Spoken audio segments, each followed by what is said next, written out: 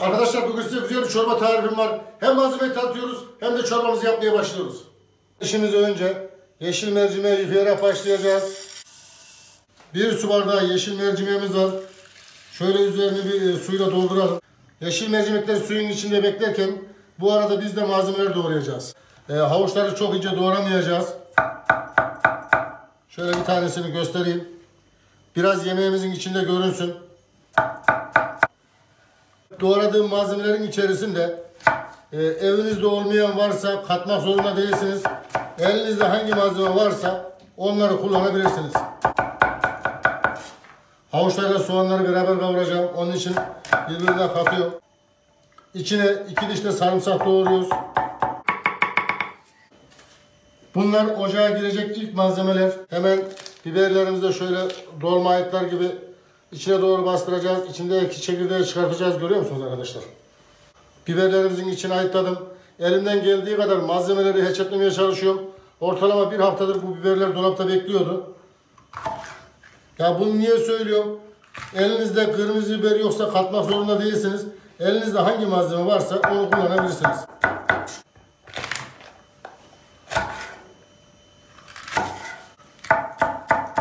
Yeşil biberlerimizi de doğradık. Bazen yorumlarda diyorlar ki usta işte yabancı mutfaklardan da yemekler çek. Yabancı mutfakta sadece ne oluyor? Birkaç tane değişik malzeme katıyorlar. Onun haricinde çok bir farkı yok. Bunlar da ıspanak kökü. Şöyle gösterelim. Her zaman söylüyorum işte arkadaşlar ıspanak kökünden çok güzel zeytinyağları yapabilirsiniz, yemekler yapabilirsiniz diye.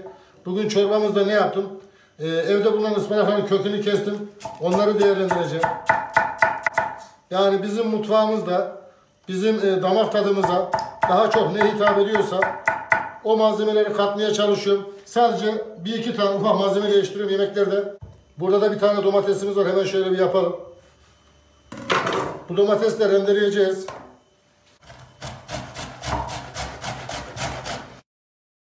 Biberlerimiz, domatesimiz hazır. Ocağın başına geçiyoruz. Domatesin de hiç rengi çıkmadı. Ne yapacağız? Renk vermek için biraz kırmızı toz biberi fazla atacağız. Yeşil mercimeğimizi iyice yıkadık. Ortalama haşlanma süresi 15 dakika.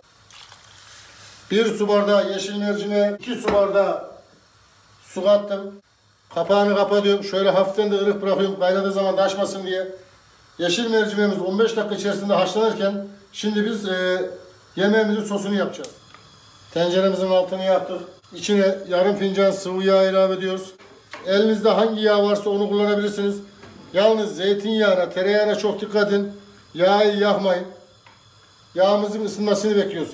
Yani ısınmasını bekliyoruz demek sizi yanıltmasın. Kesinlikle yağdan duman çıkmasın. Yağımız ısınmaya başladı. Hemen soğanları katıyoruz havuçlarla beraber. Soğanlarla havuçları iyice bir kavuracağız. Tabi iyice kavuracağız derken bu yemekte bunun rengini kaçırmayacağız. Şöyle gösterelim. Soğanlar rengini kaybetmeye başladı. Hafiften havuçlar rengini kaybetmeye başladı. Tam bu aşamada kırmızı biber, yeşil biber, ıspanak kökleri içine katıyoruz. Ocağımız orta ateşte olacak. Arkadaşlar ben bu yemekleri yaparken markete gittiğiniz zaman benim yaptığım yemeklerle ilgili malzeme sorunu yaşamayın. Adını duymadığınız baharatlar, adını duymadığınız sebzeler değil.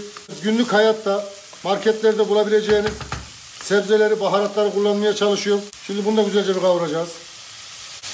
Yeşil mercimeği de göstereyim. Kaynamaya başladı. Altına kıstım. Kapağı kapatıyorum. Yeşil mercimekle ilgili şunu söyleyeyim. Mercimekler patlamaya başladığı anda altını kapatacağız. Kapağın şurada hava yeri var. Buradan buhar atıyor. Sizinki taşabilir. Şöyle hafiften ılık bırakabilirsiniz taşmasın diye. Şimdi yemeğimizi yapmaya devam edelim. Arkadaşlar bu şekilde kavurmaya devam edersek ortalama 3 dakikayı bulur. Kapağı kapattığımız gibi içindeki sebzeler ne yapar? Buhardan hemen bayılır. Ortalama 1 dakika. Kapağımızı açıyoruz. Ben bunu bir kere daha karıştırdım. Ortalama 30 saniye geçtikten sonra şöyle bir gösterelim. Rengini tam kaçırmadık. Genelde 5 kişilik çorbalarda ben 1 yemek kaşığı tepeleme un kullanırım. Bunda tepeleme değil. Şöyle göstereyim. Tam tepelemeden biraz az. Onu serpiyoruz içine. Unumuzu da şöyle bir karıştırıyoruz. Domatesi özellikle dökmedim. Unla şey yapar, çamur gibi olur. Sonra açmakta zorlanırız. Unumuzu da bir karıştırdık. Un kattığımızdan dolayı ilk suyumuz mutlaka soğuk olacak. 2 su bardağı soğuk su boşaltıyorum. Ondan sonra isterseniz sıcak su kullanabilirsiniz. Şöyle bir karıştırıyorum. Su ayarlamasını daha sonra yapacağım. İçine rendelediğimiz domates atıyoruz. Tabii daha önce de söylediğim gibi domatesin hiç rengi yok. Ocağımı orta ateşe alıyorum. İçine şöyle 2 çay kaşığı tepeleme kırmızı toz biber atıyorum. Yarım çay kaşığı karabiber. Çay kaşığının ucuyla da az bir kimyon atıyorum. Bir daha karıştırıyorum. Tuzunu en son atacağım. Çok mecbur kalmadığım sürece tuzu yemeklerde en son atıyorum. Arkadaşlar tam su miktarını söyleyeceğim. 3. bardak su. 4. bardak suyumuz. Orta ateşte bunun kaynamasını bekleyeceğiz. Kapak kullanmayacağız. Kapak un sırrını bozar. Buhar kesik kesik yapar. Unumuz çözülür. Çorbamız istediğimiz kıvamda olmaz. Su gibi olur. Şimdi bunun kaynamasını bekleyeceğiz. Çorbamız kaynadı. Hemen orta ateşten en kısık ateşe getiriyorum çorbanın ayarını. Arkadaşlar çorbanın yüzüne biriken köpükleri mutlaka alın. Bu köpükler yemeğin sigortasıdır. İçinde işe yaramaz ne kadar malzeme varsa hepsini toplar alır. Bazen diyorlar ki usta hep aynı şeyleri söylüyorsun. Tabii ki aynı şeyleri söylüyorum. Söylemekten de usanmıyorum, yılmıyorum, bıkmıyorum. Çünkü yeni gelen arkadaşlar da öğrensinler. İlk defa izleyen arkadaşlar da öğrensinler. Mercimeğimiz de olmak üzere. Mercimeğe de çok az kaldı. Birazdan mercimeğe de niye 2 bardak suyla haşladığımı söyleyeceğim. Onun da bir sebebi var. Hemen mercimeğimizin kapağını açalım. Tam tamına 12 dakika oldu. Şöyle bir gösterelim. Mercimekler yarılmaya başladı, görüyor musunuz? Az suyla haşladım. Çünkü içinde fazla su, fazla kara su olmasını istemiyorum. Suyun tamamını çekmesi için. Mercimeğimizin de altını kapattım. Hemen mercimeğimizi içine döküyorum. Şöyle bakın arkadaşlar. 4 bardak su tam yeterli geldi. Daha fazla sulandırmayacağım. Bunu ortalama mercimekle beraber bir 3 dakika kaynatacağım.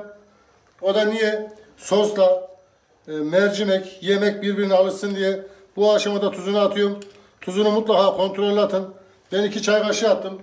Tadına bakmadan tuz atmayın. Ortalama 3-4 dakika kısık ateşte kaynattım. Hemen şöyle çorbamızı gösterelim. 5 dakikada bir dinlendireceğiz. Altını kapatıyorum. Hemen çorbamızı dolduralım. Şöyle bir kepçesini koydum. İkinci kepçeye de koyalım. Biraz görselliği güzel olsun. Bu çorbada unu biraz az kullandım. İçinde yeteri kadar sebze olduğundan dolayı. Sayfamda 1000'in üzerinde yemek tarifi var. Yerli, yabancı hiç fark etmez. Ahmet Şef'in mutfağı yazın. Aradığınız yemeğin ismini yazın. Her türlü yemek karşılığında gördünüz. İnşallah hayırlı öğretici video olmuştur. Videoları beğenip yorum yapmayı unutmayın. Abone olmayı unutmayın. Ne diyoruz? Kim yapar? Ahmet Şef yapar. Siz isteyin, biz yapalım. Afiyet olsun.